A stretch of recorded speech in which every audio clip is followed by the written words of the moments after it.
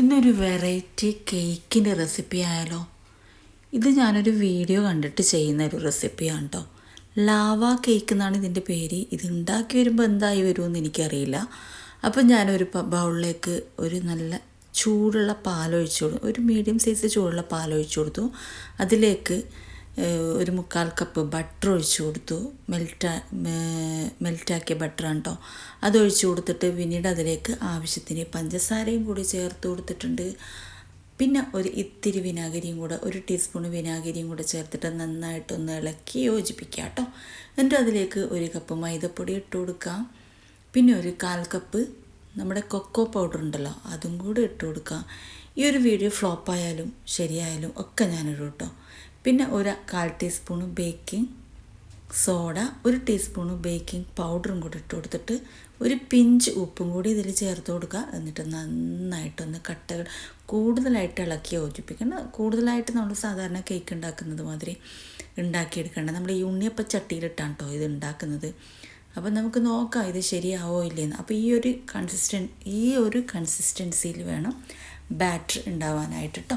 ഇനി നമുക്ക് ഉണ്ണിയപ്പച്ചട്ടിയൊക്കെ ഉണ്ടാക്കുന്ന ആ ഒരു പാത്രം ഉണ്ടല്ലോ, അതിലേക്ക് ഇങ്ങനെ കുറച്ച് ഒഴിച്ചു കൊടുക്കുക. എന്നിട്ട് അതിൻ്റെ മുകളിൽ നമ്മുടെ ഡയറി മിൽക്കിൻ്റെ പീസസാണ് കേട്ടോ ഞാൻ ഇട്ട് കൊടുക്കുന്നത്, ചെറിയ ചെറിയ പീസായിട്ട്.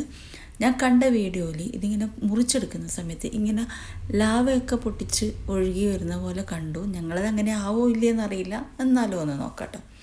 ഒന്ന് അടച്ച് വെച്ച് മീഡിയം ഫ്ലെയിമിലിട്ടിട്ട് ഒരു 10-15 മിനിറ്റ് വരെ ഒന്ന് വെയിറ്റ് ചെയ്യാം കേട്ടോ. അപ്പം ഞാൻ 2 പാത്രത്തിലേക്ക് അങ്ങനെ ആക്കി വെക്കുന്നുണ്ട്. നമുക്ക് ശരിയായാലും ഇല്ലെങ്കിലും നമുക്ക് കഴിച്ചു നോക്കാം. അപ്പോൾ ഒന്ന് അടച്ച് വെച്ച് ആവിയേറ്റിയെടുക്കാം.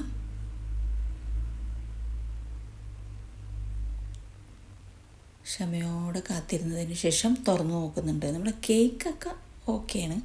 ഇനി അത് മുറിക്കുമ്പം ചോക്ലേറ്റ് ഇങ്ങനെ ഒലിച്ചു വരുമോ ഇല്ലയെന്നൊന്നും അറിയില്ല. നമുക്കൊന്ന് നോക്കാം കേട്ടോ. ഒന്ന് പൊട്ടിച്ച് നോക്കാം. ചോക്ലേറ്റ് എവിടെ പോയി? അയ്യോ, നോക്കട്ടെ കേട്ടോ. അപ്പോൾ ഏതായാലും ഈ ഒരു റെസിപ്പി ഫ്ലോപ്പായിട്ടുണ്ട്. ഒഴുകി വരുന്നൊന്നുമില്ല. ചോക്ലേറ്റ് അതിലാകെ മെൽറ്റായി അതിൽ പിടിച്ചിരിക്കണേണ്. അപ്പോൾ ഞാനൊരു ബാക്കിയുള്ള ബാറ്ററി വേറൊരു പാത്രത്തിലും കൂടി ഒഴിച്ചിട്ട് ഇതിലും ഞാൻ ഒരുപാട് ചോക്ലേറ്റിൻ്റെ പീസസ് ഇട്ട് കൊടുത്തു കേട്ടോ. ഇതും മുറിച്ച് കഴിഞ്ഞപ്പോഴും ചോക്ലേറ്റിൻ്റെ പീസസ് ഒന്നും കാണാനില്ല. അപ്പോൾ ഏതായാലും അടിപൊളിയായിട്ട് കേക്ക് കിട്ടിയിട്ടുണ്ട്. അപ്പോൾ എല്ലാവരും അവിടെ ഇവിടെയൊക്കെ ചെറിയൊരു കഷ്ണം കാണുന്നുണ്ട് കേട്ടോ. അപ്പോൾ എല്ലാവരും ട്രൈ ചെയ്തു.